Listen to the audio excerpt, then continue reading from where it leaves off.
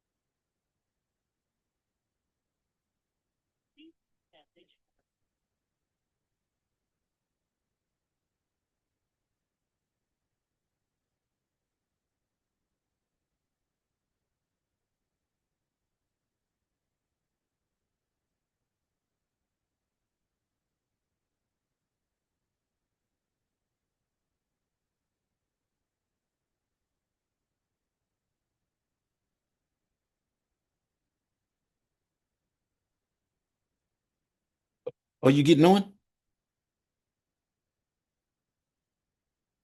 Okay.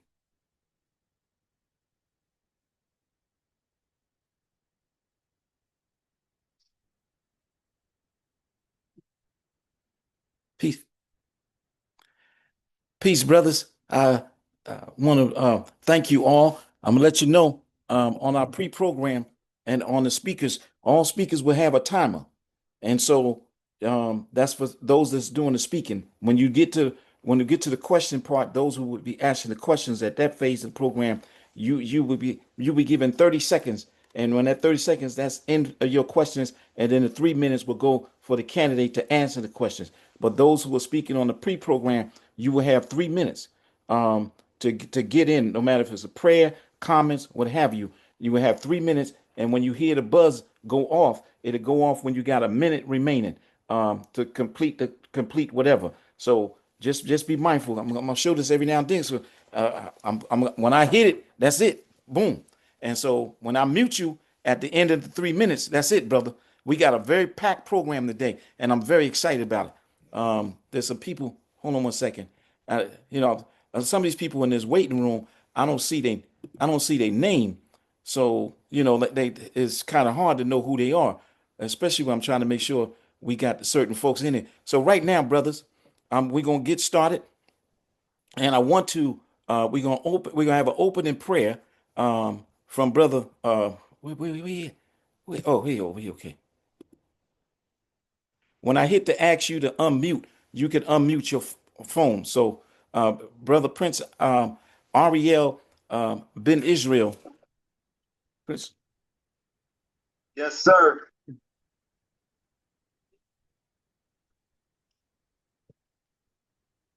no, just all you do is click the link.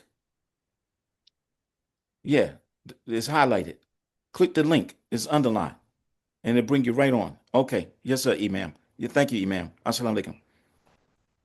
So we're gonna open up with prayer from our brother Prince Ariel Ben Israel from Jerusalem, and he's gonna open up in a prayer to cover the beginning, and he's gonna do it. He'll do it in his way, Hebrew first, and then in English. So, brother, it's in your hands. Yes, sir. Good morning, my brothers and friends, those near and far.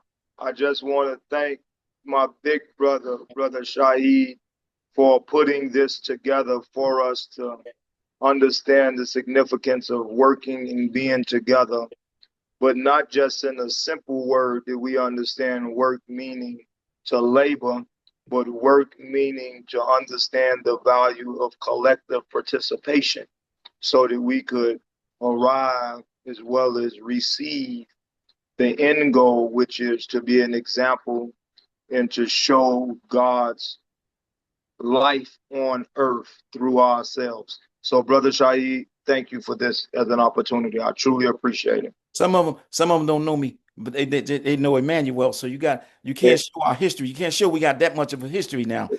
That's right, brother Prince Emmanuel. You're absolutely right. We just go way back when we was in the Holy Land doing things. That's right, Yes, sir. moving Yes, sir. as the book would say, moving to and fro throughout the world. So you a brother of international status, absolutely. So if everybody would at this point bow their heads and humble their spirits, as Brother Shaheed said, me coming from the land, being born in the land we call the land of the living, Israel. I'm going to say it in two different languages, Hebrew first and then English, so that we could understand the value and the significance of both. So as we get started, we would bow our heads. Kuma Yahwa ve'afutsu oyevecha ve'anusu misanecha mipanecha. Kuma Yahwa ve'afutsu oyevecha ve'anusu misanecha mipanecha. Kuma Yahwa ve'afutsu oyevecha ve'anusu misanecha mipanecha. In the English, rise up, O Lord, and let thy enemies be scattered, and let those that hate us flee from before us. Rise up, O Lord, and let thy enemies be scattered, and let those that hate us flee from before us. Rise up, O Lord, and let thy enemies be scattered, and let those that hate us flee from before us. Yahweh Sifatai Chief Taku Fiagi Tilateka. God, the Holy One of Israel, thank you this morning for allowing us to be able to join in your name so that we can be able to show forth your love, your kindness, and everything that you bring, not just for us, but for your people at large. Please, this day, allow us to share necessary things so that we could be able to exude and exemplify your love amongst those that's coming into our lives today. We ask that you guide this conversation in such a way that would bring forth eternal life in us first, but then where we would spread it amongst your people, which is the human race. We are here humbly asking this morning that you continue to be our Father, which is our God and that director of our life. Because without you, we are nobody, we are none. And today we acknowledge you in all that we do this morning so that you continue to be that shining light for us as individuals first, but for us as a people. So today we come in humility, join hand in hand so that we can leave with the work of your love. So this morning, Shuvah Yahweh Votal Israel. Thank you, Yah. Thank you, God. Hallelujah. Hallelujah. Hallelujah. Hallelujah. Hallelujah. Hallelujah. Thank you, brother. I thank you for that prayer, and may the Creator continue to bless you in your endeavors and everything. And brother, we thank you on behalf of the men all over this nation, but in particular these men who have a great task before them in the state of New Jersey. So I thank you once again, brother. And right now, brother, we're gonna bring on brother Dawu Sherril from Compton, California. Dawu, please unmute unmute your phone. And now we turn it over to brother Dawu, who's a member of our executive committee, and Dawu is going to make some comments. Good morning. Assalamu alaikum. Peace and blessings to everybody that's on this phone call. Again, my name is Daoud Sherrils, and I'm out of Watts, California. I Not mean, Watts. Compton. All right, you in Compton. Okay, I come to apologize for that. In the great city of Los Angeles, in the great golden state of California. Um, yeah, like you said, my name is again like Daoud Sherrils. I've been an activist and an organizer out here in this state in the city of Los Angeles for over 30 some years. I was also one of the co-founders of the American program with the late great Jim Brown, the Hall of Fame running back who spearheaded a peace movement, which we spearheaded a peace movement during the early 90s that culminated a lot of great things that came from that, as far as in peace and creating different all type of strategies all over the United States of America, starting out with our life management skills curriculum and then putting boots on the ground. I'm like I said, an executive member of the Voices of Organic Black Men. I joined this national movement for over a year, and just utilizing what we have been doing for as an experience of unifying and representing and advocating for those who have no voice. And we stand firm on that.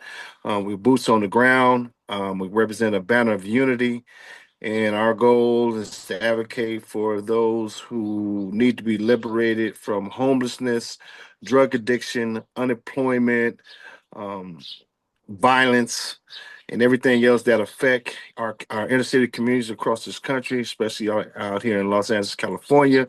But like I say, I'm here just to give my support, my ear, and just continue to work along the lines of all the other great men who are on this line. And as we unify our efforts to advocate a new deal, unlike any other deal that's been presented to any political entity or government as it relates to us as a race of people here in America.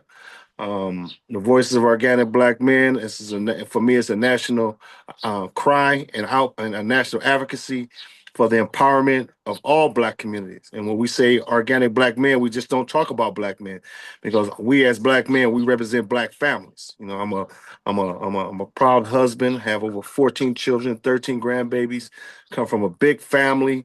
And so we represent family. It's not just when we say Black men, we don't talk as in being single. We also represent our family, our community, our race. And from a political standpoint of view, we want to give a better view of us as a race of people to this nation. And so I'd like to thank Brother Emmanuel for giving us this opportunity, this platform to bring a collective of great minds, of great people who really been working in these trenches for decades. And sometimes we don't get the recognition, but it's not about being validated by no individuals, but serving and being more, you know, responsible as our duty as Black men up under the eyes of God. And so I'd like to thank you, Brother Emmanuel, for giving us this opportunity, and just looking forward to engaging in this conversation as it relates to our New Deal and us, you know, letting these people know what we stand for, as we are organic people who live the everyday life. We don't need no one telling us about what our life is and what our struggles and what our challenges are, because we live that every day. And so I appreciate you, brother, and you know, I'm looking forward. Thank you. Thank you. Thank you, brother. Dawood Sherril from Compton. Excuse me, Watts.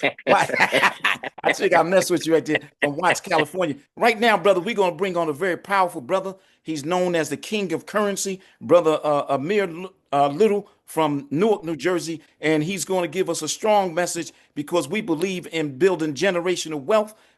We spend over $1.6 trillion in our community a year. The Black community, 1.6 trillion, $6 trillion a year on stuff, and we need to change our priorities. So, brother, King of Currency, brother Amir Little, unmute your mic, brother. Assalamu alaikum. Good morning, family. Peace and blessings. How are all my brothers and sisters today? As long as you can hear me. All right, yes. So I am honored to be here with you brothers today to take part in this historical movement as the voices of organic Black men, to take our rightful place at the heads of our family in this country, and as well as in the diaspora. But I am here I'm as a sole force of good for us to understand the economic power that we possess. That's number one. Number two, we have to understand that there's a difference in the systems that's been put in place to oppress us, right? Some of them are known and unknown. Basically, I've found that we, on average, are oppressed through this financial system, and most of us are not aware of it. So our goal collectively is to inform and empower our people to the truth of what money is, the economics behind it, the systems that are put in place for our benefit and our detriment. We just got to understand this. The voices of organic Black men have impressed me to no end, from the beginning to today, of the level of genius, wisdom, and knowledge that we have. We come from a long line of struggle, of power, right, of oppression. But this right here, this movement right here, is going to regain and restructure to allow us to take full control of our birthright, right? We are not here, and was not placed here to be subjugated to economic servitude to anybody, right? To our fears, nor to this government or any other government that we exist under or we exist in. Our goal, my goal, is to educate our people in a way that we will regain our power, our strength, right? Through the understanding of unity, economic power, and generational wealth acquisition with these assets. Now, there's a key thing that we must understand, right? Wealth is nothing without health. But the things that we suffer from is because there are more people who are in poverty that are wicked than there are righteous people who are wealthy. I'm going to say that again. There are more wicked people who are in poverty than there are righteous people who are wealthy. So it is our organic birthright to make sure that as many righteous men among us regain our status, our birthright of wealth in this country and everywhere we reside, so we can make sure that there's economic freedom and equality in this system where we reside, that we call America. All right, I love y'all, brothers. Thank you. And I'm here for you. We will now bring on our brother. This brother here is very powerful, brother. Brother Enon Muhammad from Hip Hop Detox, and he's the co-founder of Hip Hop Detox. Our young brother brother Enon Muhammad. Assalamu alaikum, greetings, brother. Wa alaikum salam, my brother, and peace and love to everybody that's on the call. Can you all hear me pretty well? Yes, we can hear you. Okay, all right. I'm outside, and I wanted to make sure I had a good opportunity to speak with you all before moving around. October 16th, 2025 this year is the 30-year anniversary of the Million Man March. And so within the last 30 years, I know many of us who either participated in that particular march or any other that came from it, from the Million Women's March, the Million Family March, the Millions More Movement, the Justice March in 2015. I know a lot of us have participated in that and those activities that came from it. Well, in Chicago this year, we're going to be having our third annual Males to Men Empowerment Seminar. However, this year, like the last 2 years, we've done it on October 16th. So we wanted to make sure everyone knew that because for the past 20 plus years, minimum for us working with our young people, we've had to introduce to them not only the event Million Man March for historical purposes in the Day of Atonement, but the reasons why and what that spirit was that made it where you could have between 1.2 and 1.8 million to be in one place at one time. And there's not one murder, one burglary, one robbing, one stabbing. And so we know that the pledge that was taken by those who were present and those who witnessed it all over the world through C-SPAN and CNN, et cetera, those pledge items are like codes of conduct. And we see that they're still relevant and even more so relevant today than they were back in 1995. So in short, I just want to communicate to everyone that if you have an interest, because I know we're about 80, probably 84 days away from October 16th right now. If you have an interest in participating in the seminar in Chicago, we're going to have 1,000 plus young people, and we're calling on 300 men to not only be participants in an event that day that have a lot of different activities, but the goal is to follow up and follow through so that we can affect not only those young people, but affect the families and affect the professionals that work with these young people, whether it's group homes, juvenile detention centers, the high schools they come from. The goal is to have an effect that will reverberate and look at how and what we do for the course of that first year. And then we come back looking at the outcomes. So I'll stop because I was told we only have a couple of minutes because we have another part of this meeting. So I'll give you a number and I'll put it in the chat. But for those who want to follow up and follow through on what I just communicated, the number is 773-563-4315. That's 773-563-4315. If you want more information, I can make sure I send it to you directly. The website is www.hiphopdetox.org, and detox is spelled with 2 X's, DETOXX. Thank you very much, my brother. Thank you, brother. I appreciate you, and I appreciate your discipline for your comments. I want to now, brother, we got a very powerful imam on from New Jersey, Imam Shakur Abdul Rahim, and he's going to come on and bring us a prayer from the Islamic community. Imam, can you unmute your mic at this time? Imam.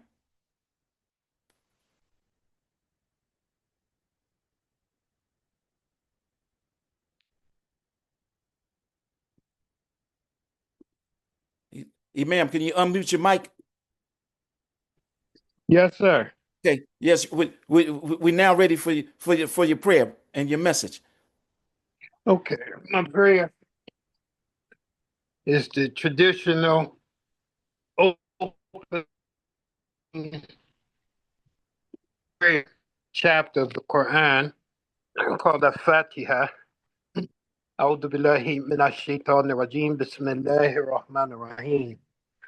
With and by the name of Allah, I seek refuge from the shaitan, the cursed Satan. Bismillahir Rahmanir Rahim. With and by the name of Allah. Alhamdulillahi Rabbil Alameen. All praises are due to Him. Ar-Rahman Ar-Rahim, the most merciful, the most compassionate.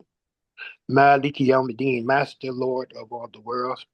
Iyaka na'abudu wa iyaka nasta'in. Only you do we worship, and only you do we ask for help. Ihdina siratal mustaqim. Please guide us on the straight path. Siratal ladina an'amta alayhim. Those, the path of those that you, Siratal ladina an'amta alayhim, the path of those who you have blessed. غير المغضوب عليهم ولا الضالين. I mean, not those whom are cursed, actually. And we pray that Allah, God, the one God creator, blesses this particular meeting with all these prestigious brothers. And I see a sister on here as well. There's a couple of sisters on here. A couple of sisters. They not gonna sit out this here one. Yes. I see one, but anyway, no, I see three now. May God, the one God created, bless and reward all of us for taking this initiative to say something, to do something, to be about something that's going to improve the quality of our communities in every aspect. That's what it's about today, that we join together, regardless of sex, regardless, male, female, to put the work in, not just to talk about it, but to actually do something, get some things done. And may God bless you, nephew, Rabbi, for organizing this, and all of those who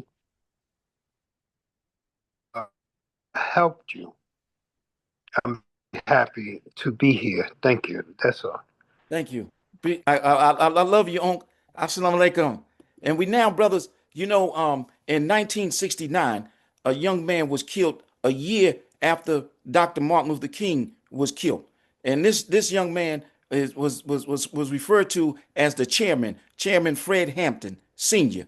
Well, his son is carrying on his legacy. And so I'm going to now ask Brother Fred Hampton Jr.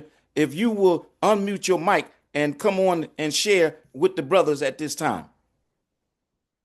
Greetings, brother. Good to be glad to be with you. First, I'm self-critical for getting on late.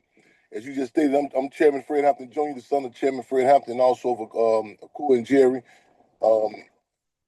Ironically, I'm right by the site. I'm leaving the site exactly where he was assassinated at December 4th, 1969, along with Defense Captain Mark Clark, as part of the U.S. government's infamous COINTEL program, the counterintelligence program. And in addition to that, ironically, I'm on my way to speak on the panel at the Usaba Museum, which they're showing the film, Judas and the Black Messiah.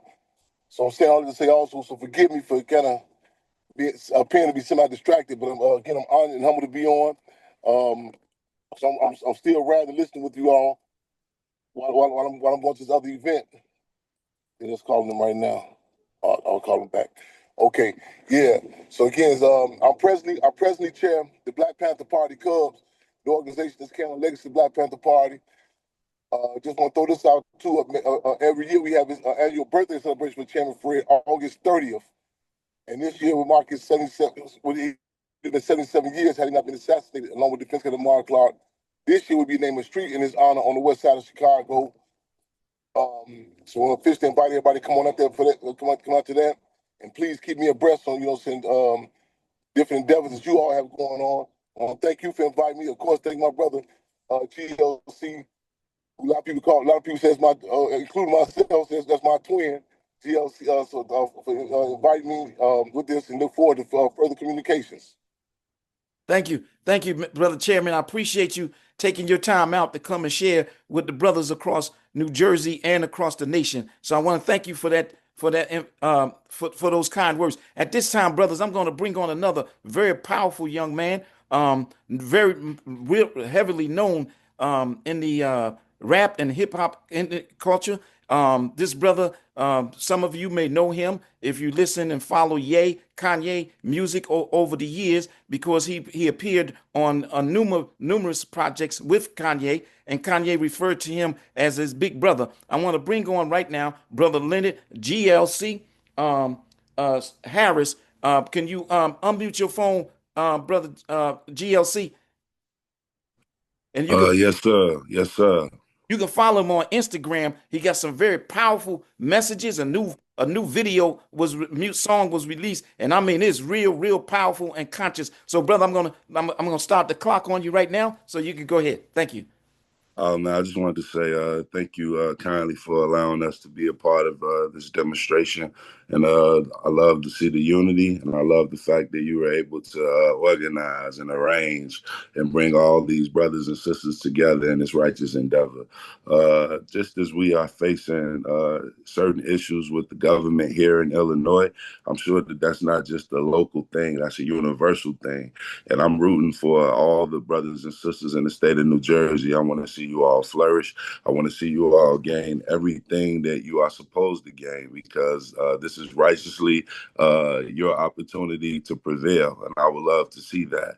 I just like to say that I represent We the Willing. And We the Willing, led by the unknowing, are doing the impossible for the ungrateful. We have done so much for so long with so little that we are now qualified to do anything with nothing. And we ain't gonna settle for nothing, because we've been settling for nothing for far too long. And at this time, man, if anybody wants to gain our vote, want to gain our interest, we need something in return for that. We need economic development. We need educational development. We need political development, because we understand that economics and politics, they go hand in hand. So we are here with the direction of just, lifting up our community as a whole from every aspect imaginable. Love and respect. Can you update where we are with the Free Larry Hoover movement, and what the family has requested us to continue to do to get Larry Hoover completely released in the state of Illinois? Oh, absolutely. So where we are right now with the Mr. Hoover situation, excuse me, as we know, he has been commuted on a federal level. So he's no longer in federal custody, but he is still in state custody. And we are aiming to influence our governor why this would be a righteous decision to release Mr. Hoover from state custody, because our governor has the ability to grant him a state pardon or a clemency in order for him to be released. Mr. Hoover is a man that's pushing 75. He's 74 years old. He was convicted in 1973 of a second-degree murder, and the second-degree murder took place without Mr. Hoover knowing, without him being present. And the guy who did the murder was released in the early 90s. They gave Mr. Hoover 200 years for it. Later on in life, after he began to indulge into politics and to change activists into politicians, to secure a black voters bloc, to make young men at the age of 18 register to vote, and to help get people in office, and he did that from prison. That's when he became a concern for the federal government, because he showed that not only did he have the influence to make people do wrong once upon a time, but with that same influence, he now had the vision and the wherewithal in order to make them do right and do righteous, and to form a political voting bloc. So with that being said, Mr. Hoover had been locked up for almost 30 years in Colorado, 23-1. Trump gave him clemency because he's no longer affiliated with any type of street organization. He's a 74-year-old man, and he's just aiming to come home and be with his family. Fortunate enough, the family got to go see him for the first time this weekend. It just passed. They were able to hug him. They were able to kiss him. They were able to touch him and be in his presence. His spirits are high, and we believe that Mr. Hoover will be coming home soon. So the main thing is we just want to spread the information in a proper manner, because when you hear it on the news, they always lead with murderer, murderer, murderer. Mr. Hoover has 0 murders on his federal conviction, and the only murder that he had been convicted of was a second-degree murder where he wasn't even present for when it took place.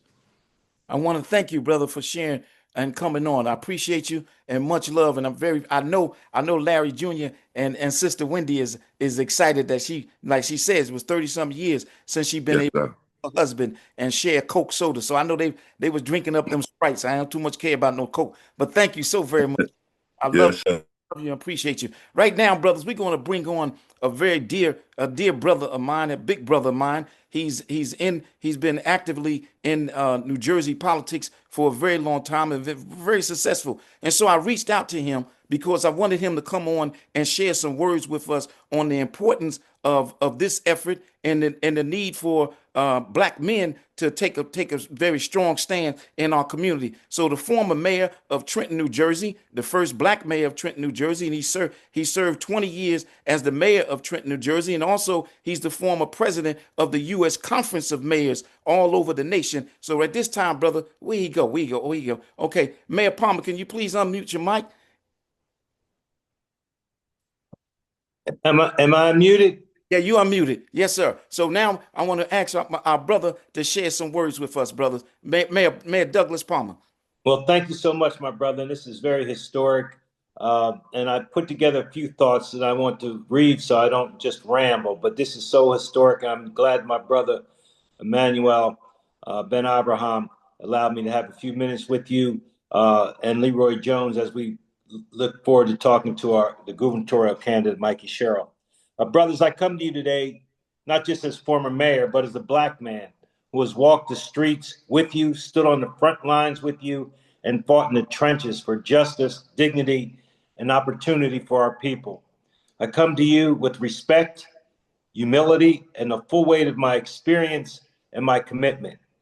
You've built an organic agenda that is rooted in dignity, economic empowerment, self-determination, and moral clarity. I want to stand with you, not to speak for you, but to help ensure that your voice is heard at every level of power. As someone who has served in public office, I know how easy it is for the system to make promises during an election season and forget all about them after the ballots are counted. But I am committed to doing what I can on the front end and back end of this process to ensure that the right things happen beyond rhetoric. As the former mayor of Trenton, as my brother said, I had the honor of working directly with my brother Emmanuel Shahid Watson, now known as Nasik Emmanuel Ben Abraham, on powerful grassroots efforts to bring peace to our neighborhoods.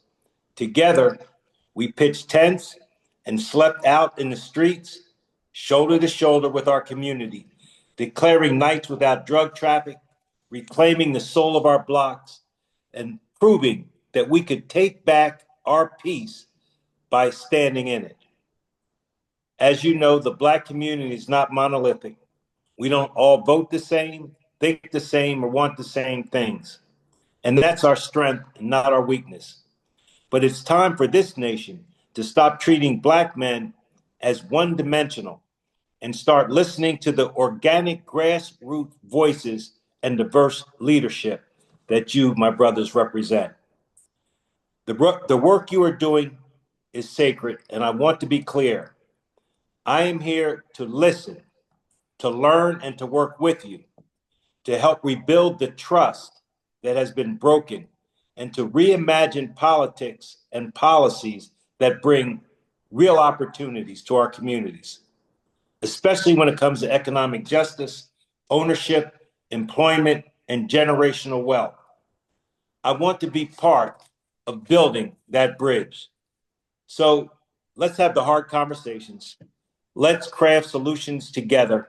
And let's make sure that this time your voices aren't just heard, they're respected, protected, and empowered. So, yes, my brothers, it's long overdue that your organic voices must have a permanent seat at the table. And it's not as a favor, not as symbolism, but as a necessity for real, enduring change. I know that my party, the Democratic Party, has too often failed to listen. We've promised and under-delivered. We've spoken instead of heard. But I'm here now not to excuse the past, but to help forge a new future, one where we must invest in your agenda, walk beside you with integrity, and ensure that the front end and the back end of the election process produces real, measurable results. You've built something sacred, and I'm here to stand with you again, as I always have, not in front of you, but beside you. So, brothers, let's keep building together. And I say this in all respect and solidarity. Thank you. Thank you, Mayor Palmer. We appreciate those kind words, and we got much love for you. And at this time, brothers, I reached out to this young man I have known for, man, we go back like, I don't tell how young I am, but it may tell how old he is because he's a little older than me. But we go back to 1982, 84 in Essex County, New Jersey.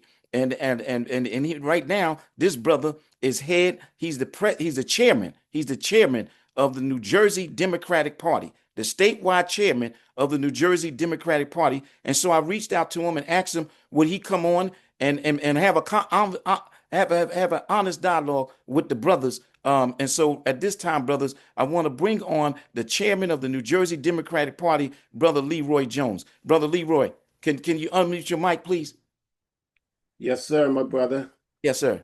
And peace and greetings to to all, particularly Reverend clergy, the brothers that are on, more importantly, the sisters that oftentimes, prop us up, in our moments of despair, are truly the backbone of our families and our communities.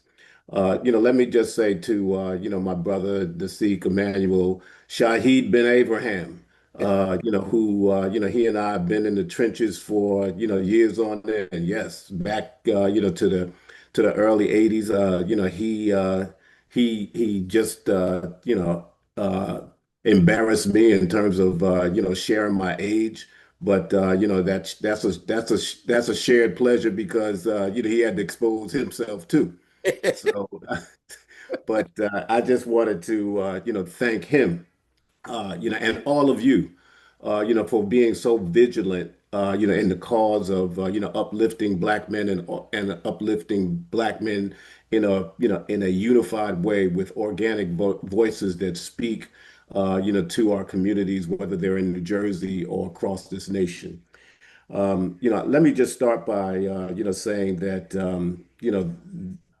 this is the reality that we're all sitting right here and now.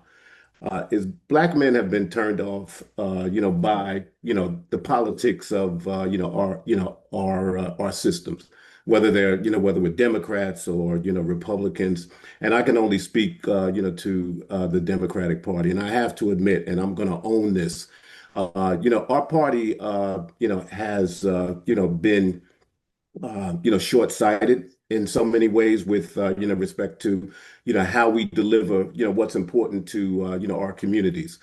And, oftentimes, we've, as Mayor Palmer just, articulately laid out, oftentimes we've talked at you, and not with you.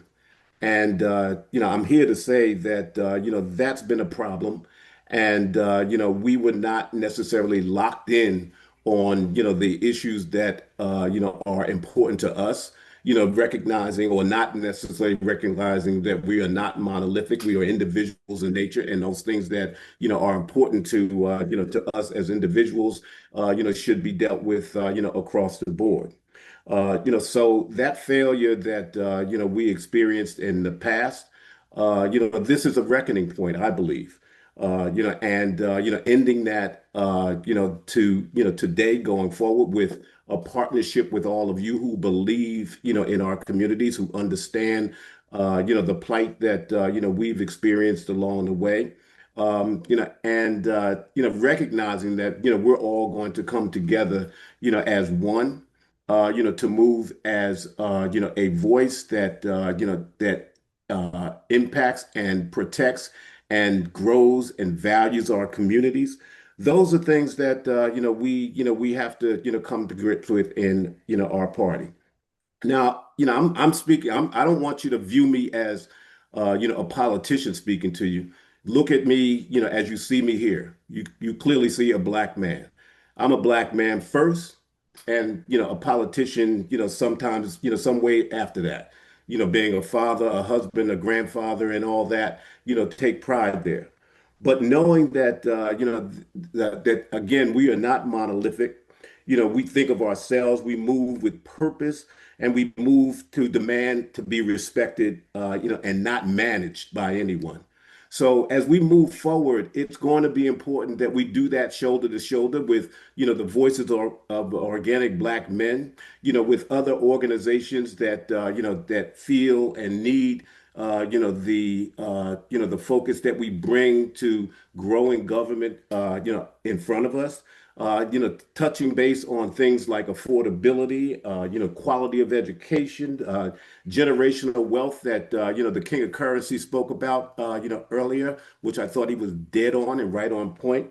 Financial literacy is something that we have to begin to, establish in, our governmental makeup as we move forward. Social justice has always got to be at the forefront of our agenda because if you, look at the most current, events, we are always, impacted and inflicted negatively, by, the adverse, relationships that exist between us and, forms of law enforcement, housing, and more importantly, support of, black-owned businesses, have to be at our forefront, of all of our agendas.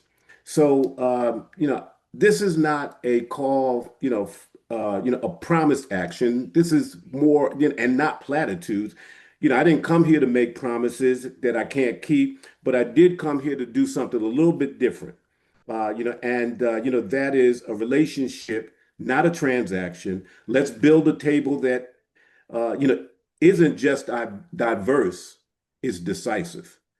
You belong at every level, strategy, finding, funding, contracts, appointments, policy, all that, is wrapped into, how we move forward, as a community, as a people, and as organic black voices that will speak, to individuals in leadership and government. So, my final charge here, my brothers and those divine sisters that are on. It's hard. It is, I know it's hard, for us to believe change is real, redemption. But let's, give me a chance to prove that this ain't business as usual. Let's create a model right here in New Jersey that the rest of the country can follow. A model where black men are not just an afterthought, but a driving force. I want to thank you guys for giving us the opportunity to bring our candidate, who I believe, embodies all this. She may not be, an individual of our community, but she understands and is beginning to understand. And this dialogue alone is just proof positive that, she is serious about, delivering, for our communities and communities across New Jersey. So my brother Emmanuel, Mayor Palmer, Reverend clergy, all the good brothers that have assembled here today. I thank you guys. But more importantly, I got to hit the sisters because, they are the foundation of, our families. They are, the individuals that grow and nurture. They are the vessels of life. We thank you, sisters, for being all that you can to support black men to uphold Black men and to be the foundation of our families. Thank you so much, guys. Thank you, Brother Chairman. I appreciate you. And at this time, brothers, we're going to uh, Bishop Robert Hargrove. Can you unmute your phone? We're going to now have prayer from Bishop Robert Hargrove, who is also on our executive committee. Can you pray at this time? Because shortly the Congresswoman is scheduled to be on any second, and I want to make certain we go right into the interviews. And so those brothers that have the set questions, I want you to be ready when I unmute you. You up next. So I want to make sure certain that you are ready for when that happens. But Bishop Robert Hargrove. Greetings, family, from the great city of Atlantic City. Let's bend our hearts to God. Most holy, everlasting, and almighty God, who from the beginning said, "Let there be light." We gather here today seeking your presence among us. We invite your guidance as we engage in discussions that impact our community and our nation. May our hearts and minds be united in the pursuit of the common good. And may we approach our deliberations with humility and respect for one another. Grant us wisdom as we navigate the challenge before us. Help us to make decisions that reflect your will and promote justice, compassion, and understanding. In a time when political discourse can also be divisive, let us remember the importance of listening to one another and working together for the greater good. We ask for your blessing on our conversations and decisions today. May they be fruitful and lead to outcomes that honor you and serve our community well. As we strive to fulfill our responsibilities, remind us of the higher calling we share to serve others with integrity and grace. In your holy name we pray. Amen. Amen. So I thank you, Bishop Hargrove. Brothers and sisters, just hold on. The Congresswoman will be on very shortly, and we'll be ready to continue. Just give us a second, and we'll be right there. Thank you so much. We appreciate it.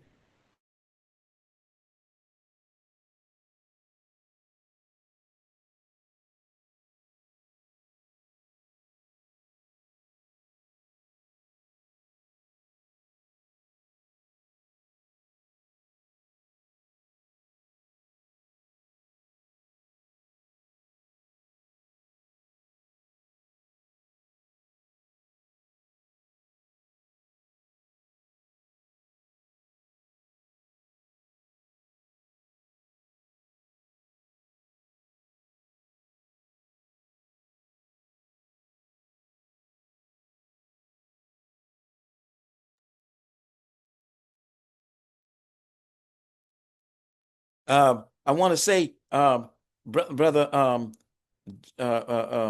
Jimmy, you will be the first one to ask a question. Salam, you will be the second question. Brother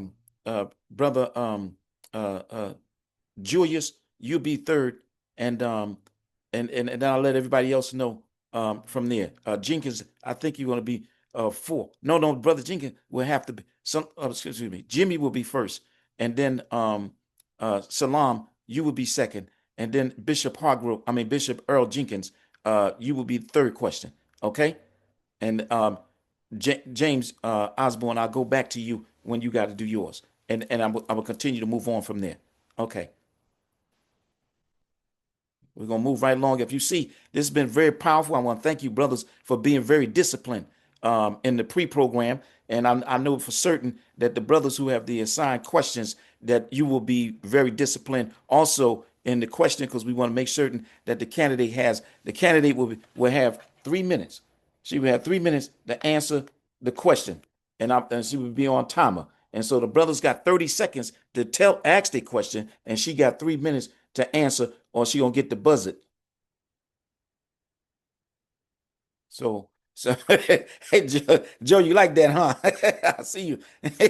Yeah, so we got to be precise, because she got so much time, and we got so many questions, very powerful questions, and these are the same questions that was asked to the Republican candidate for governor. And so therefore we're not going to answer any questions any different that we imposed on him, and so we're going to be fair and honest, and I think that we're going to have a very enlightened conversation. So she will be on any moment. Boy, y'all look good. Y'all look good on here. I went on the other screen. I don't know if y'all can see the other screen. The people look good on the other screen too. So, y'all some beautiful black people, boy. Oh, listen, oh, they go Mama Bird. Hey, Mama, how you doing? How you? I love you. I love you, Mama. Yeah, all right. Umi is on here. Umi Sharif. I see you, Umi. Yeah. Oh, we got some powerful women on here now, brothers. We got some powerful women on here. Yeah. Oh, yes, sir. We got that on here too. Yes. Sister Barbara, how you doing, Sister Barbara? Yes, thank you for coming on. Thank you so very much. I got to acknowledge the sisters, brother. I'm sorry. I got to acknowledge the sisters. You understand? Sister Cynthia's on here. Oh, boy, we got some power on here, brother. We got some power on here. Absolutely. So we're going to move along as soon as she come on, and we're going to take it from there.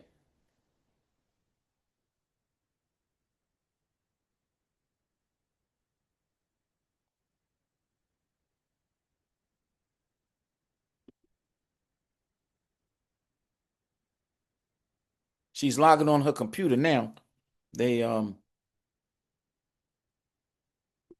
just text me, so she should be popping up any second. I want to thank you, brothers. See, we on time, brothers. We disciplined. We right where we supposed to be at this time. So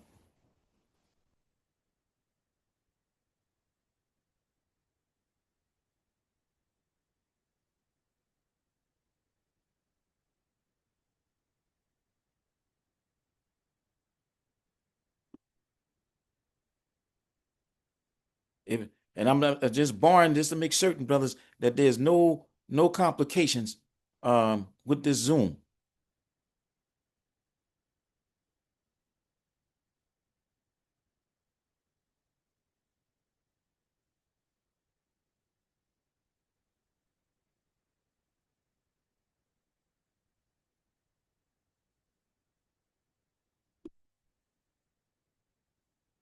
All right, she's coming in right now, brother. She's coming in right now. I just let her in. I'm trying to see it pop up on the screen.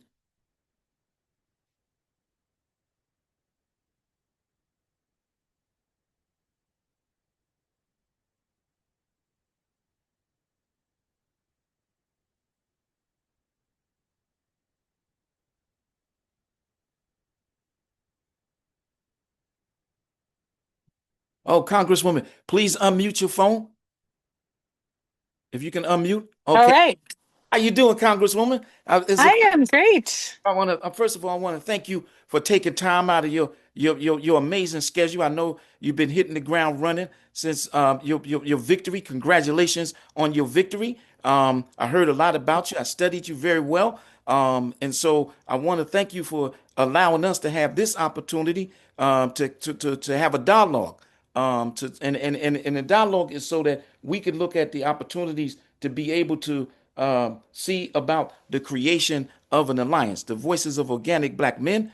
We're not looking to join the Democratic Party, even though Chairman Leroy would love us to do that and come back to the Democratic Party. But we're not looking to join the Republican Party. But what we are looking at is to look at the possibilities of an alliance with someone like yourself, as possible, that can address our needs. The black community, you're gonna learn from us, because we're gonna be truthful and honest, and we're not gonna lie to you about anything. We're not monolithic. So there's no one way of thinking when approaching the black community, and nobody speaks for us as black men. We speak for ourselves. That's why we formulated the voices of organic black men, because we realize that we need to speak for ourselves. So there's no in between for individuals to say as if they speaking for us. We want to speak directly to those who are seeking our vote, and we want to be able to be involved on the front end and the back end. And brother Leroy Jones and Mayor Palmer, you can go back and listen to their amazing comments. I mean, I'm not gonna pay them for it, but it was spot on. And so we welcome that also. But I want to just thank you for this opportunity, and then we're going to proceed with the with the questions. That sounds great. Should I give some quick opening remarks? Does that make sense? Yes, ma'am. Yes, ma'am. Absolutely. All right. Okay. Well, thank you so much. I really appreciate it. I appreciate all of you putting this group together and having me here. I always say, I always ground my work in hearing directly from the people I want to serve. And so I think this is just a really important group to hear directly from all of you, because I know one group is monolithic. And so hearing the various points of view helps me really address the key needs of people. So thank you so much. I really appreciate it. Yeah, I share Leroy's um, hope that maybe one day you'll rejoin the Democratic Party. Maybe I can do that kind of work to help. But I do really appreciate Chairman Jones being here. And thank you to former Trenton Mayor Doug Palmer.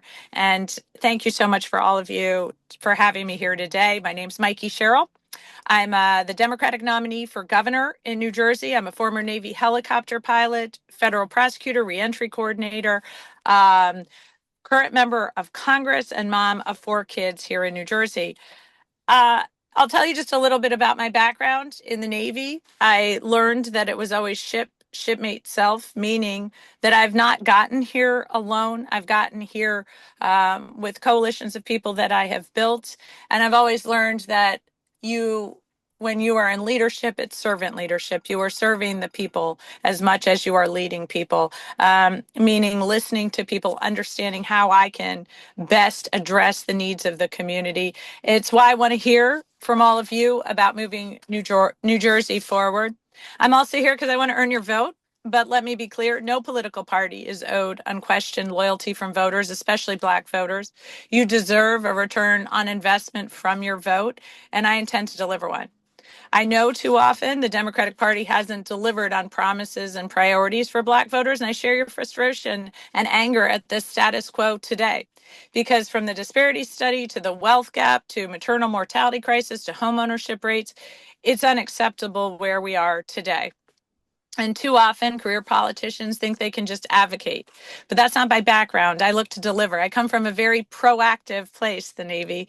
I'll be a different kind of leader, someone who listens and talks with you, not at you, someone who's ruthlessly focused on delivering change and delivering progress. And if what I'm doing isn't working, I'm going to change it and make sure it works. It's why my campaign is centered around creating intergenerational wealth through a more affordable state, including home ownership, the greatest source of wealth for most New Jerseyans. I also want to emphasize that this is just the beginning of what I hope is a continued conversation. I want to thank you for sharing your 14-point agenda with me. I've already shared this with some members of the Black Caucus who are excited to see this agenda so we can lay the groundwork now and hit the ground running in January. And I want to talk to you about a few of our shared priorities. So we're never going to make New Jersey more affordable and help Black New Jerseyans create generational wealth without making housing more affordable.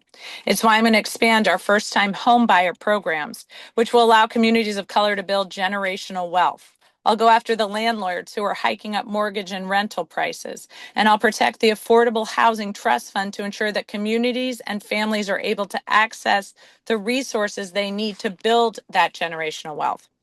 And we also can't make New Jersey the most competitive and innovative state in the nation and help Black New Jerseyans create and keep generational wealth until we fully support Black businesses in our state.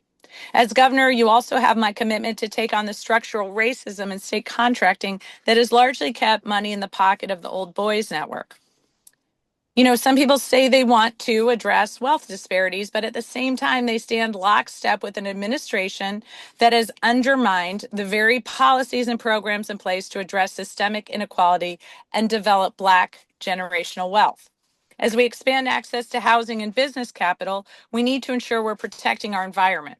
New Jersey built this nation, and we have some of the environmental scars to prove it, and too often, Black neighborhoods bear the brunt of these negative environmental impacts. In Congress, I've brought home millions in federal funding to remediate harmful contaminated Superfund and brownfield sites. As governor, I'm committed to cleaning up contaminated sites, building on my work in Congress, and ensuring we're repurposing those sites in order to mitigate negative environmental impacts and bring good-paying jobs to Black communities across the state. Finally, we must end the gun violence epidemic that continues to traumatize communities across New Jersey. Just last week during a block walk in Trenton, I met a mom who lost her son Trey when he sacrificed his life to save two young women in a shooting. Trey was 19 and studying social work when he died as a result of gun violence.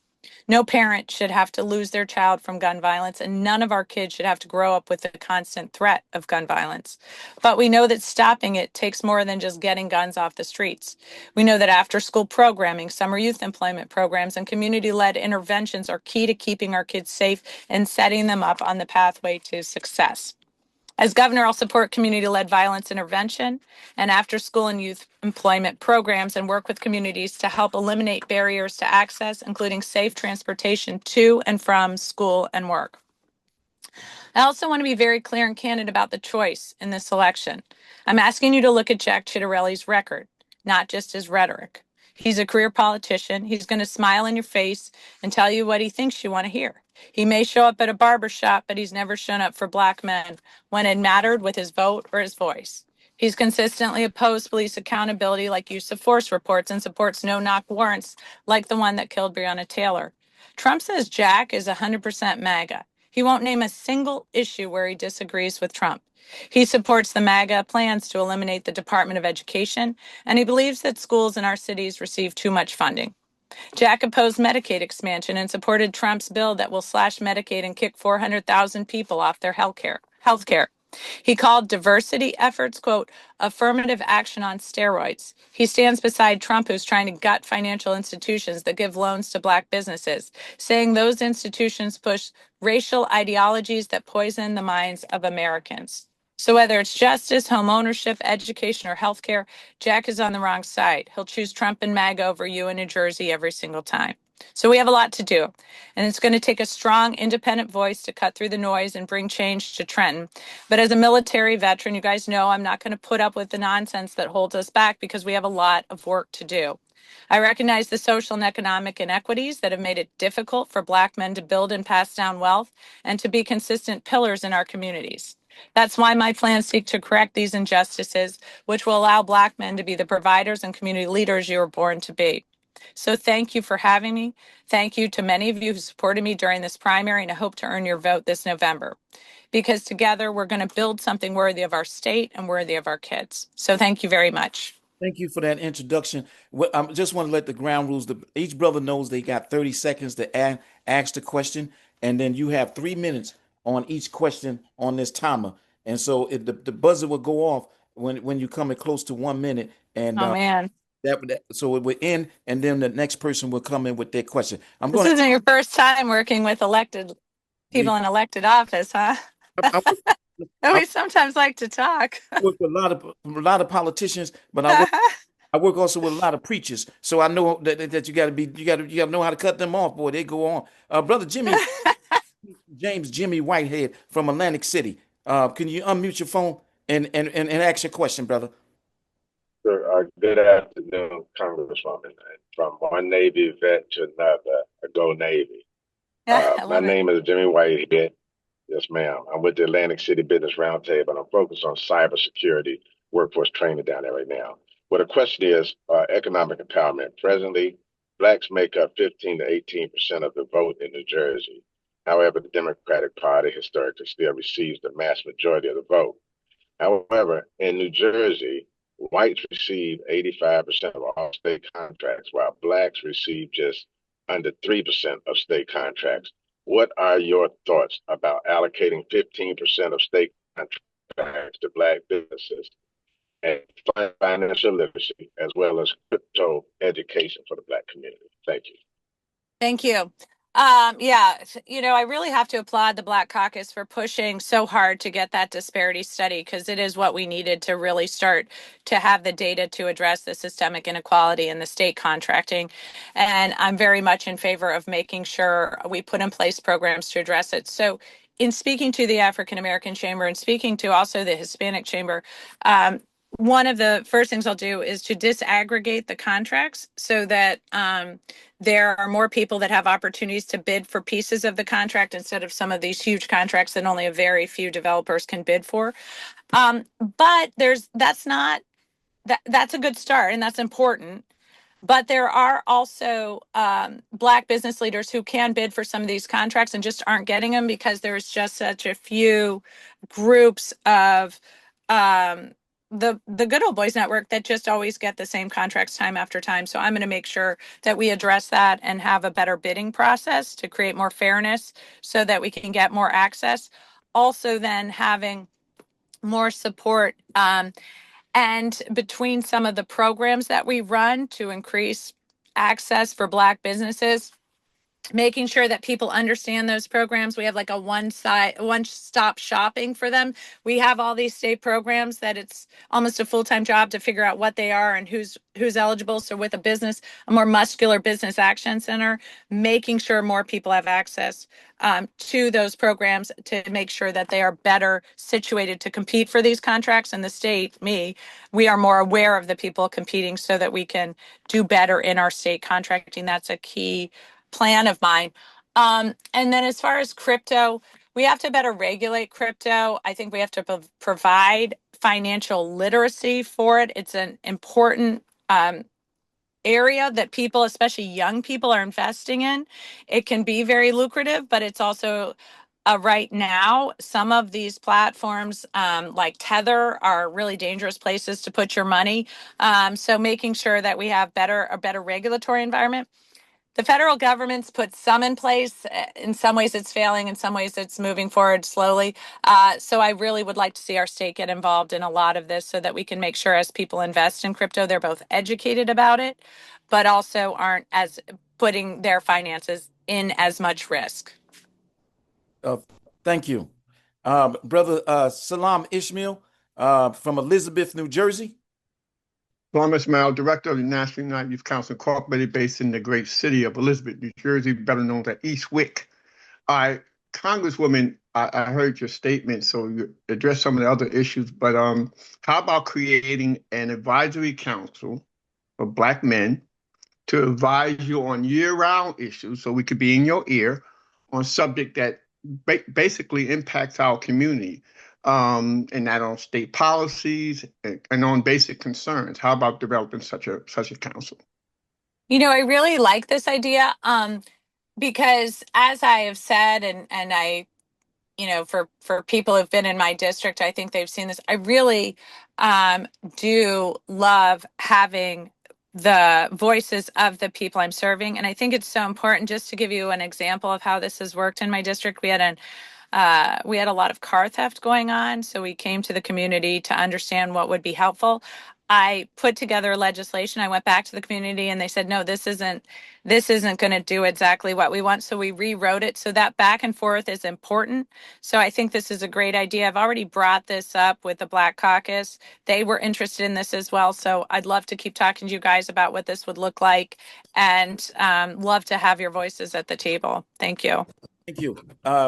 Bishop Earl Jenkins, can you come on? Can you ask your question, please? Yes. Thank you for the opportunity. I'm Earl Jenkins. Tell us what city. Hear me? Yes. Tell us what city you from. Hamilton, New Jersey.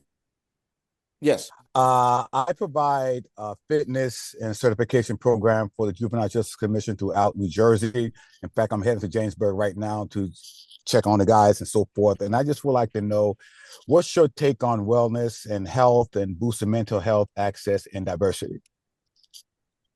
I have a lot of thoughts here. I would love to talk to you more too on what you're seeing, because I think that, I think in many ways we do, unfortunately, address the crisis point of people's mental health and wellness. So addressing diabetes instead of nutrition. And I really would love in New Jersey to do better than that, to try to understand it. And again, this is where voices from the community is so important. I was just down at CamCare in Camden County talking to a doctor there, Dr. Santana, who grew up there, and she was saying they have an epidemic of obesity in Camden and asthma. And yet, because she grew up there, she said, she knows that you can't just send your kid out on a playground. Some of them are unsafe. So she's developed some Zumba classes, but better understanding that might mean that we could get some better public safety efforts going in the community so kids can play on the playground as we look at all of the social determinants of health, because we know if your child is obese, there's a chance they're going to get sick more often. You're going to stay home from work more often. That's going to impact the whole community. So I think health and wellness is so key. I would also add to that the mental health part. I just spoke to a pediatrician in New Jersey who was telling me just about every kid is now seeking therapy. Families are seeking therapy. So we don't have enough therapists for our children, which is a problem, but I also would suggest that part of the problem here is social media. And what I'd like to do is open up a center of excellence for social media at one of our colleges or universities here, because we don't, all the tech companies have the data on what the algorithms and what's going on online and what it's doing to our kids' brains, but we don't have the data. So really making our community more healthy, because I'd also add to that we have an epidemic of loneliness. And I think that's just across the board, from 17-year-olds to seniors, et cetera. So again, I would be really interested to hear what you're seeing as you go across, and especially in light of how people are feeling about RFK type stuff, how that's impacting the community's view, and what can we do to make sure that as we're addressing health and wellness, we're also putting out good information to the community on how they keep their children safe, through basic vaccine programs as well. And can we get to them and continue to talk to them with a trusted voice? And again, that's where I think you come in, a trusted voice in the community. Me saying it on a Zoom, that's not going to do anything for communities, right? We can't combat some of the misinformation going on. We need trusted voices in the communities to help with that. Thank you. Brother Stephen Young, from another powerhouse down there in South Jersey. Yes, Steve Young, how you doing? Hi. I'm an advocate and a activist. So we're gonna be the ones that hold you accountable, and anyone that's accountable when it comes to our agenda. So the question is, because Atlantic City is the economic engine for the rest of the state of New Jersey, and the poverty rate is very high. So my question is basically, when it comes to rehabilitation, when it comes to life skills training programs and housing and job placement, what would you do different than the other governors that we've had in the past? Speaking in regards to reentry, right? Yes. Because she was a former prosecutor over reentry, so she should do good with this one. Go ahead. Wow, you set me up. Set the bar high. I was. So when I first went to the U.S. Attorney's Office, there was a hiring freeze. And so I started as a worker on Eric Holder's Smart on Crime agenda. And so part of that was setting up the district's first federal prisoner reentry court. So helping people coming out of federal prison.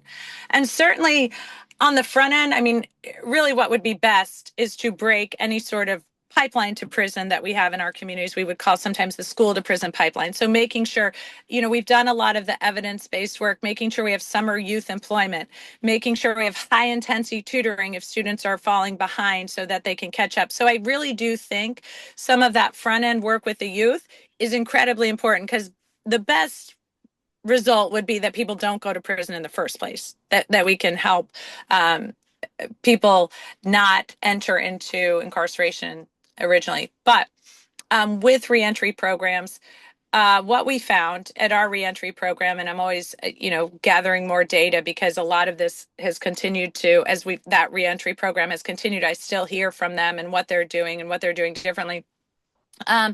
Employment is really key. And I know the judge said, your first job's not your last job, but employment and then the wraparound services, because if you're going to have employers take a chance on someone who's been incarcerated, it's good to have people in the community who the employer trusts to say yes. And if this young person, if this person doesn't show up to work, we'll find out why. Because sometimes people get sick and they don't go to work. But if they have a record, sometimes their employers just throw up their hands and say, oh, we can't, hire this person. Whereas if we have a group that can vouch for them and say, look, we went there, they're sick, or they didn't have a bus ticket, or their car broke down, and we're going to take care of it, and we're going to keep helping this person until they don't need those supports as they start their job. And as they start to work in the workforce, and then we're going to help them advance. The judge would say often, your first job's not your last job. It's not your best job. We're going to keep helping you, support you into good employment. Mental health services is the other thing. That came on in the reentry court actually after I had left, because they were finding that there was so much untreated trauma in the community that had to be addressed. So I think the other key thing is that health and wellness aspect, a lot of the mental health support that people need as they come out of prison. There's a lot of trauma involved in that, so that they can successfully re-enter the community, hold down a job, reunite with their families, and have really good success. So there's a lot I could talk about. I did this for years, but those are two of the key things I think are important in the reentry community. Thank you so very much. Brother Amir Little, this young man, Congresswoman, he's fantastic, but he's limited to 30 seconds because Uh-oh, you're getting a warning. his question. But he's called the king of currency. Amir Little, can you ask your question? Good morning, good morning, good morning, Ms. Sherry. How are you? I'm good. All right, so my question is, let me preface this. During the campaign of the Democrats and the Republicans, neither one of them addressed some of the core economic issues that we should have addressed. Like there was the taxes on gold and silver was not talked about, right?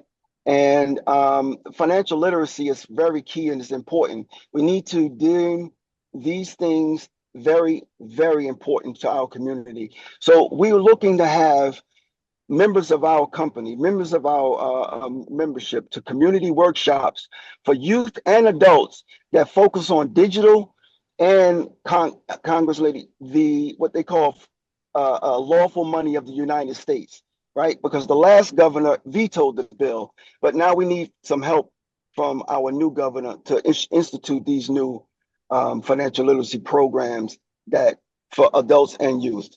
How can you help us with that? Yeah, I think financial literacy is so incredibly important. And there are efforts being made across the state. And I will tell you, the good news is I am hearing things in the community that I think are really important about some financial literacy. So, for example, speaking about, I think there's a big movement in the Black community to move into home ownership. And I'm hearing that to create generational wealth. And so I'm hearing that importance and how people are focused on that and how hard they're working to do that, which I think is thoughtful. And then we have to just make it easier by driving down costs. But financial literacy also, as I mentioned before, is really important in crypto, because I know young people really like crypto and there's a lot of get rich opportunities, but it's also a very unstable market. And there's a lot of opportunities, if you're not smart about it, to really get yourself into some financial peril. And then to be honest with you, this gold and silver tax is the first time someone's brought that up to me, but I'm happy to go back to the policy team so we can get you an answer, and they may reach out to you to discuss it further. So we can understand that, but that would be helpful. Thank you so very much. Bishop Robert Hargrove. Yes, greetings, Madam Congresswoman. Robert Hargrove, native of Atlantic City, president of the Fellowship of Churches of Atlantic City and vicinity. My question is, how would your administration restore local control to cities like Atlantic City and fund civic infrastructure? So Atlantic City, such opportunity. And I think the really key thing with cities like Atlantic City, I think Trenton's in this same bucket, two of the cities that have some of the greatest opportunities in our state with investment and support. I think what's really on my mind as I think about how we are going to build more homes, have more commerce, have more civic infrastructure, is how do we make sure as we do that, that the people of Trenton and the people of Atlantic City are taking part in that wealth generation. And so it was really interesting recently when I was in Trenton on that block walk, how the community was talking about getting people ownership of places in Trenton. I think the more ownership we can get, then as the wealth builds in those towns, as we build homes, as the value of the homes rise, the people of the towns can actually benefit from that increase. I think we're all very focused on revitalizing some of our historically really vital towns like Atlantic City and Trenton, but we're also really worried about like gentrification, the downside risk of gentrification of the people in the communities not having access to that. And I think the way you do that, as you suggested, is focusing on the people of the community having control of how you build and how you do that with local control. But right now, I recently spoke to the mayor down there, and he was telling me that he thinks the state control is coming up and may continue, but I have to ask the governor's office about that as well. But if you have thoughts on how that could be transferred and make sure that that transfer works towards continuing the economic development of Atlantic City and investing in the people, I'd be happy to hear those as well. Thank you so much. Brother, we're going to go back. Brother Salam Ishmael has another question. Yes, Congresswoman, I know you kind of shaded a little bit on the gun violence. I lost my godson to gun violence in 2007. Oh, So, I'm sorry. yeah, but one of the things that we've been working on, and hopefully you will concur, that we create an office on violence prevention and intervention. This would require legislature because we're asking all the counties to create such an office. That way, direct funding could go with those boots on the ground organization, nonprofits like ourselves that go directly in the community, impact those community, intervene, and deal with prevention awareness. And which we believe that's what they're doing in New York, which is awesome. Would you be interested in doing such a thing? Yeah, I am always interested in ways that we can drive down violence in communities. And we've certainly seen a lot of the programs that I think are really interesting. I want to make sure we're always gathering data on what is working and what is not, because I I think all of you share my frustration that there have been a lot of programs and a lot of promises about delivering results for communities. And some of them have started to work, maybe been underfunded. Some of them have never worked very well. And some of them haven't really been invested in more than the paper they're printed on. Mm. And so I want to make sure that as we move forward on different programs, we are constantly assessing as to whether they're working. And if they're not, why? And what can we do better?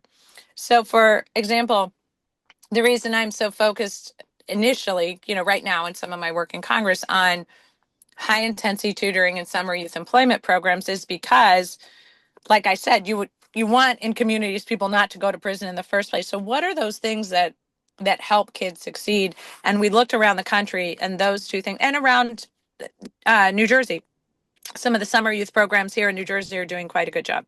So yeah, I love that idea. Happy to talk more about where it's working. I love the Arrive Together program that's going on as well with mental health, people arriving on the scene. So I'm just continuing. I want to continue to gather data on that as we put these programs out to make sure we're all succeeding. And if we're not, let's just not keep programs going that aren't working for the community. Let's now really make a difference in these tough problems. But that's great. That would be. I'd love to talk more about that too. Steve Young. Yes. Yes, most of us is boots on the ground and is always on the front line as black men, and organic black men in the community. But yet, when it comes to being at the table, we don't see ourselves and our agenda at the table. So my question is this: when it comes to slavery, because we need to talk about that in New Jersey, the involuntary servitude passed SCR 135 and ACR 125 to abolish slavery for incarcerated individuals in our Constitution of New Jersey. What would you do what can you do as the governor to make sure that that is ended involuntary servitude? Yeah. This was something that, was really concerning as I was reading it, and I'd be happy to weigh in. Have you looked at how executive orders or legislation might address it? Just because the work to make a constitutional amendment can be difficult and longer. Have you looked at other opportunities as well to stop it right now? There's presently State Senator Sherril Turner in Mercer County, from Mercer County, Ewing Township, Trenton area. They have a bill that's just sitting in the Senate right now to be passed to address this very same issue. So there's been and the assemblies have sponsored the bill and in the Senate. So it's time to really go back and it's because See especially what's going on. yeah, because the problem here is Democrats control all three branches of government in New Jersey. So it shouldn't be a problem to get this through and address this particular problem. So it's something that, we sincerely really need to look at in terms of how that can be addressed. Yeah. I'll give a call over to the legislature and see what's going on. Yeah, because if we have continued conversations with you, we will revisit these things again so that we make certain that Oh, really? This won't be the last I hear of it. you're doing well so far, kid. I have to tell you that, brother Julius Scott from Jersey City. Can come on, brother? Uh, my question is about STEM and CTE. When I look back as an adult with my youth, one of the most important classes I probably took was shop class. It taught me a lot of life skills, and it made me have to learn how to read and do math and science. What is your plan to help extend those programs and also put an emphasis on those programs for the students to learn more about shop or STEM and career technical education? Yeah. Um, You know, I think we're going to have to take a whole scale look at how we're educating children right now. So, the first order of business for me is to make sure that right now, every child in New Jersey gets a quality public school education. And unfortunately, even though I'm very proud of a lot of our public schools here, it still can very much be by zip code as to whether that is the case. I also really am focused on some of the neighborhoods where I really think we could build community schools, meaning schools that have not just education, but healthcare, health insurance, 3 meals a day, a snack, after school programming, high intensity tutoring, all the things to help in neighborhoods where students are going to need wraparound services to really do well to make sure that they're able to take advantage of opportunity. So those are kind of the where I start, and some of the opportunities we have to build kind of the magnet schools in the counties, like a county-based school. So those county-based schools and some of the ones that are actually our highest performing county-based schools have STEM and also have what we would have called occupational schools. And some of the occupational schools, it's not what we think of where it's only auto shop, although there is that opportunity, but some of it's also in the areas of computer science and programming, et cetera. So I think really looking at occupational schools as what are the occupations we're trying to train children for and where are the job opportunities. And I'll tell you, it was I did a debate in the Donald Payne Essex County High School, and it was amazing the apprenticeship program they had built to go right into some of the skilled labor jobs right out of high school, which are really high paying, good benefits. And it was great to see that they had built that because some of the apprenticeship program training, Mayor Baraka was telling me a lot of those training programs, and I've been to them, but they're in South Jersey and hard for New Yorkers to get to. So if they want to enter the trades, it's more difficult. So making that easier. I think you're exactly right. Training students with the skills that they need to take advantage of opportunity. Um, we could be really one of the foremost states doing it and rethinking education broadly. We're already seeing it in some of these community schools where kids are getting on a voluntarily picking a track as early as middle school to say, I'm going to go into the culinary arts. I'm going to go into policing. I'm going to go into a college track. I'm going to go here. The other thing I would add to all of this is making sure we're setting up kids for a lifetime of success. And by that, I mean stacking degrees. So graduating from high school isn't saying I'm college bound or I'm not college bound. It's saying, okay, here's where I get a job. Here's some certificates I can get in the job, and I can go back and earn an associate's degree, and I can work and I can earn a college degree in here, because I think that's what the workforce is going to require. So, yeah, the shorter answer is yes. And I think we have a lot more opportunity to create a great education for kids to go right into a good opportunity here in New Jersey. Okay. Brother Joe Chappelle. Yes, sir. Yes, your question. I am here. Hello, Madam Governor. I'm foreshadowing. I'm knocking on wood. I have a two-part question. You mentioned earlier about directives for the EPA and brownfields designations in the state of Jersey. The question that I have is there are several cities that are predominantly Black population that are not on the list of brownfield designation areas. Patterson is not on the list. Salem is not on the list. Newark isn't on the list. Who else did I see? Jersey City and East Orange. They're not on the list for those particular BDA from a federal or state standpoint. That really surprises me. Yeah. So I want to know what would your directive or your suggestion to those who are in charge of designating those particular cities and those areas for brownfield designations? And the second part of the question is from a employment standpoint, how is it that we can employ more people who may have a record in that particular area by providing those employers the fidelity bond, the $5,000 fidelity bond, which is free of charge through New Jersey to hire those who are formerly incarcerated. So a couple things. New Jersey, it's kind of good news, bad news. In a way, New Jersey's been very lucky because we have a really robust economy. And so we do a lot of stuff in New Jersey with the Port Authority, with New York, etc. The bad news is we don't really take advantage as much of our federal delegation as I think we should. And I tell people when I am down by the Supreme Court in Washington, there's a big house called Florida House.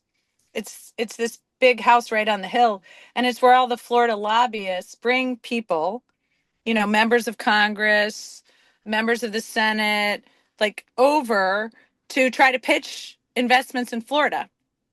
And I think New Jersey needs to do a lot more. And so as governor, I'm going to have briefings with the delegation to say, look, what's going on this is what we're seeing going on in Congress. Here's what the state needs you to get involved in. So if we need more designations for brownfields, we can have our whole delegation, and we have a pretty decent sized delegation, and they're mostly Democrats. So when Democrats are in the majority, we have a lot of opportunities to really fight for some of the priorities of New Jersey and fight for more federal dollars to come back into New Jersey to invest in those areas. So I've already been looking at how some of the other states do it and some of the ways in which they direct money to come back into those states. And I'm going to build that out for New Jersey as governor, knock on wood. And then as far as getting previously incarcerated people onto some of these jobs, that's something I've always said. I don't think I think if you go to jail, you do your time, you get out. It should not be a lifetime sentence. It shouldn't it shouldn't be, you do your sentence, you get out. That should be it. You paid your debt to society. You shouldn't constantly have to be paying. You should be able to get ahead. And so the bonds, I'm happy to look at the bonds. I also think part of it is having a network that can vouch for you. So having people that say, yes, this is a person that we work with. And by the way, if, we'll give you our guarantee that this person is going to be a good worker and show up for, 2 years or whatever it is.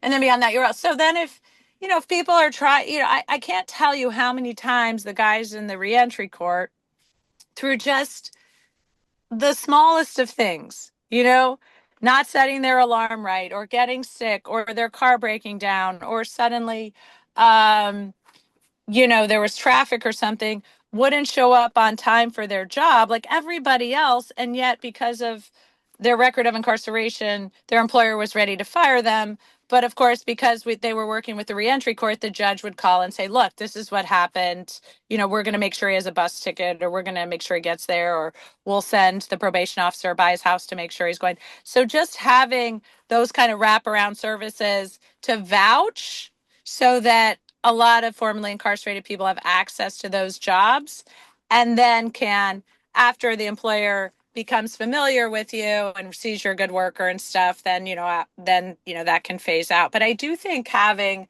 that confidence that people vouching for, you know, someone gives an employer is really important. I think that just helps kind of pave over some of the everyday life experiences that every single person has experienced. But sometimes people who are formerly incarcerated don't get that grace that the rest of us get. Thank you so much. Thanks. Brother James Osborne, unmute your phone. We're going to go back to this question because James is also a veteran. Yes. And we're going to go back to health and wellness as veterans. Can you go ahead, Brother James? Yes. How you doing? All right. As a fellow veteran, you understand the sacrifices of service. Was over 781 homeless veterans still waiting for housing in New Jersey. And our state's 2026 deadline for functional zero veteran homelessness approaching, what specific priorities will you champion as governor to accelerate housing solutions, secure sustainable funding, and address barriers like childcare gaps or voucher safety concerns? So this has been a lot of my work as a veteran myself, a lot of the work that I have done in Congress, and I will continue to work to do this. I've been working with I've been putting out information as some of um, our different veterans groups are building out housing in Hudson County for veterans, and assisting with that. I love some of the work that the veterans groups are doing to address that, continue to push in. Uh, I think making sure that veterans are aware of the services that are available to them. I don't think the I don't think the federal veterans groups here, like the VA and stuff, advertise enough in New Jersey. They do elsewhere in the country, but ours just has never been as active as I want them to be. And I think, again, having our federal delegation in lockstep could be very helpful in pushing more of that into our state and holding them accountable for that. And then I've heard from a lot of veterans advocacy groups about some of the different programs that they see in other states that they'd like to see implemented here. So that's why we'll have a veterans advisory council, much like we were talking about earlier at this, about having a Black Men's Council and what that would look like. I'd love to see something like that with a veterans advisory council, so that we can push in on those things that are actually going to help veterans succeed here in the state. Well, James, I guess you know what committee you going on or advisory. You got to pick. I don't know if you want Black men's, veterans. We'll have to see. But I do apologize. I have to end it here. I'm so sorry because this has been such a great conversation. We have two more questions that we need to slide in. Brother Bishop Hargrove, can you go, please? Can you do it? Why don't we ask both questions and I'll quickly answer them both at once. Okay, Bishop Hargrove and what's the other one? And Brother Salam. Go ahead, Bishop. Yes, Madam Congresswoman, a two-part question. What measures are on your administration's agenda to support nonviolent offenders? And the B clause of that is, what can be done to assist individuals who have successfully completed paying their parole and probation fines, bringing them justly and wholly integrated back into society? Okay. And what's the second question? And then I'll answer them both. Second question, Congresswoman, this should interest you most. Voter participation, which is very, very bad in some of our underserved communities. What kind of investment to educate folks, make people more aware of the importance of Black community not only registering to vote, but actually participating in the voting process. Great. So, as far as having people who have paid off their fees successfully re-entering, one of the things I'd love to see is the reentry work. I would like it to start sooner. I would like to see it start when people are actually incarcerated. I think it's a waste to have people incarcerated and not be providing them with the tools they are going to need to successfully reintegrate as they leave prison, because obviously that will be better for them and for their families, but also better for society as a whole. And then, as you've heard talk about how they can successfully do that, I do think the wraparound services remain helpful. It's easy as you're trying and you're struggling to reintegrate into society after incarceration, as I saw when I was working in this space. It's easy to give up. It's easy to get down. It's easy to have one little stumbling block and feel like that's it. Everybody's coming after you. You lose your job. You get in a fight with your family or something. You're losing your house. You're struggling to find a place to live. There's just a lot of ways in which it can be very, very difficult and very tempting to just give up. And so I think continuing to have that support as people re-enter the community, to continue to have people that really believe in you and have been through this with other people before and can help guide you through that, and can kind of help get you back on your feet. And certainly the mental health aspects of it, I think, often go underappreciated. And so pushing in on that when people need that to continue to their re-entry process into society. And as we've been saying, not have a prison sentence be a lifetime sentence.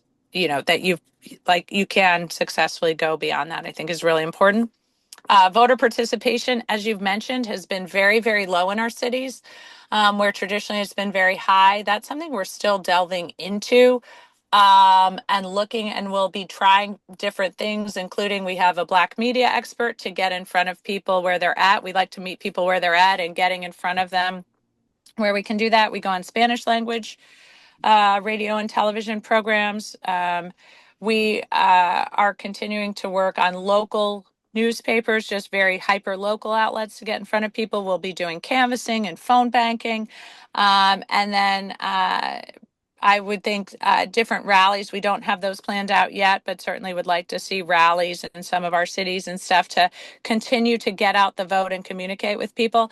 And then a lot of people are getting information from places that we're still exploring, podcasts, influencers, et cetera. So again, really trying to find where people are at and communicate why it's so important and what's at stake in this election.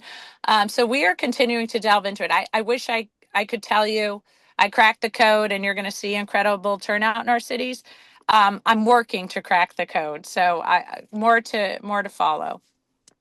Well, I want to thank you for this opportunity. I thank you for coming on. I think this has been very fruitful. I think that the brothers are very pleased with what we heard thus far. And I want to thank you again, Congresswoman. And I want to thank our brother Leroy Jones and Mayor Douglas Palmer, and the sister Baptiste in your office. She's been very, very amazing. She's been a very, very amazing lady, and she's a good person. So give it an I afternoon. think so, but it's always nice to hear it. Well, thank you all so much. I really appreciate your time. As I said, I think this is really an important group, speaking on so many issues that I think have such impact and yet don't always come up just kind of as you're going to some of the different groups. So these are your I like your name. Your organic voices are really important. And I think I would love to continue to hear from you. And I really appreciate you all taking the time today to talk to me about this. 1 second, Pastor Rodney Brown, young man up in Essex County. You in West Orange, right, brother, Pastor? Yes, yes, sir. He's going to close us out in prayer. Be unto you from God our Father and Lord Jesus Christ, to all of our kingdom citizens, our kings and queens, and to we're speaking it. The Bible says, "Speak those things that be not as though they were," to our Madam Governor and the way that things are going to manifest in your life. Eyes haven't seen or ears heard the great things that God has for you. I'm going to start with Psalms 91, and then we'll close out with our prayer. Psalms 91 says, He that dwelleth in the secret place of the Most High shall abide under the shadow of the Almighty. I will say of the Lord, He is my refuge and my fortress, my God, in Him will I trust. Surely He shall deliver thee from the snare of the fowler and from the noisome pestilence. He shall cover thee with his feathers, and under his wings shall thy trust. His truth shall be thy shield and buckler. Thou shalt not be afraid of the terror by night, nor for the arrow that flieth by day, nor for the noisome pestilence that walketh in darkness, nor for the destruction that wasteth at noonday. 1,000 shall fall at thy side, and 10,000 at thy right hand, but it shall not come nigh thee. Lord, we thank you and we give you glory for this day. It's a day that you've made, and we rejoice and we're glad in it. Father, you told us that Luke 18:1 says that men should always pray and not faint.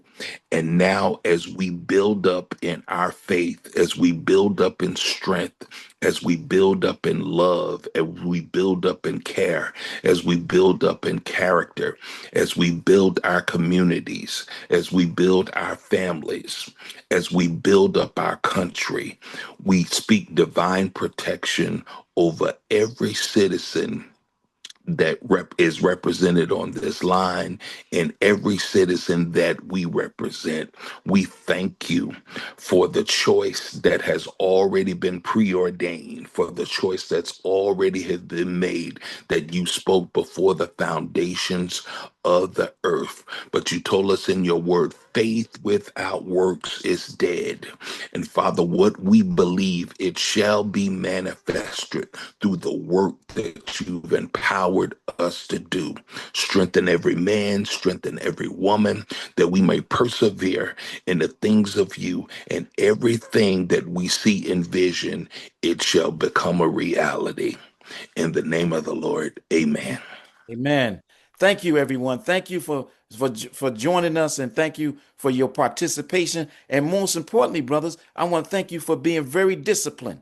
You were very disciplined. I'm very proud of you, and I'm gonna send you some donuts. All right. Thank you again. May God bless each and every one of you. No, they don't have Krispy Kreme up there. They got Dunkin' Donuts. So the brothers that outside of New Jersey, y'all get some Krispy Kreme. New Jersey folks will get some Dunkin' Donuts. Thank you again, brothers. I love you all with a perfect love. And Congresswoman, we thank you. We thank you. We thank you. We thank you for this opportunity. All right, brothers. Yes, likewise. Likewise. Yes, ma'am. Yes, ma'am. Peace, brothers. We out of here.